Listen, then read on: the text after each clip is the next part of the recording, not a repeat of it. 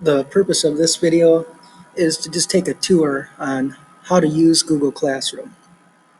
To access Google Classroom, the easiest way is to go to Live Binder. In case you forget how to get the Live Binder, first thing you do is go to the school's website. Usually I just Google it, I find it.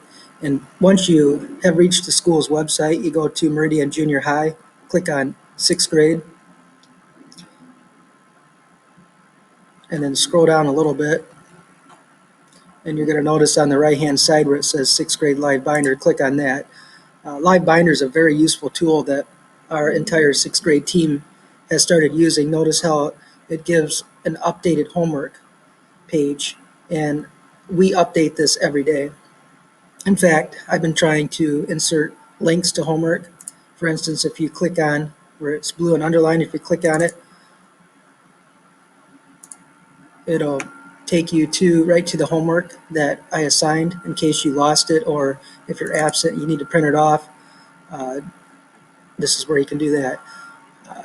But let's get back to Google Classroom. So once you're in Live Binder, the next thing you're going to do is notice up top where there's a link that says Google Classroom. You're going to click it and then click on the link right there. It's going to take you right to Google Classroom.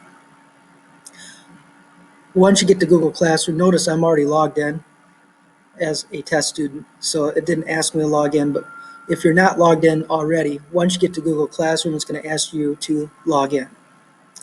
Your login information is the first 3 letters of your first name, first 4 letters of your last name, 23 at students.meridian223.org. This would be an example of my login.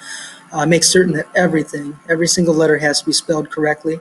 There can't be any extra spaces or periods, or it won't work. So if it said it's unable to recognize your login, make sure you look at each letter to make sure that everything is exactly correct. Your password is that big long number that you would use to log into the computer. Of course, this is just a fake password, it won't work. You'd have to find your password on page 27 in your student agenda. Most of you guys probably have it memorized by now, so you probably are good to go there. Once you log in, you're going to click on the hour English that you're in, and you're going to notice this is like a news feed on Facebook. So if you scroll down, there's just lists of assignments that we've worked on throughout the year. They're in chronological order. So in other words, this is the first assignment that we worked on, and then at the top, all the way at the top, is the most recent assignment. Within this, what I try to do is I've been using this as a tool to help you guys go over information that we go over in class. It's kind of like a reteach tool. So a lot of these assignments, you're going to notice where it says optional, like this one here, optional L2 check for understanding redo. These assignments are optional, as they say, and you can click on these assignments and redo them if you want to increase your grade. So if you got a low grade on this worksheet, for example, you'd click on it and redo it, and it would actually improve your grade if you did well on it.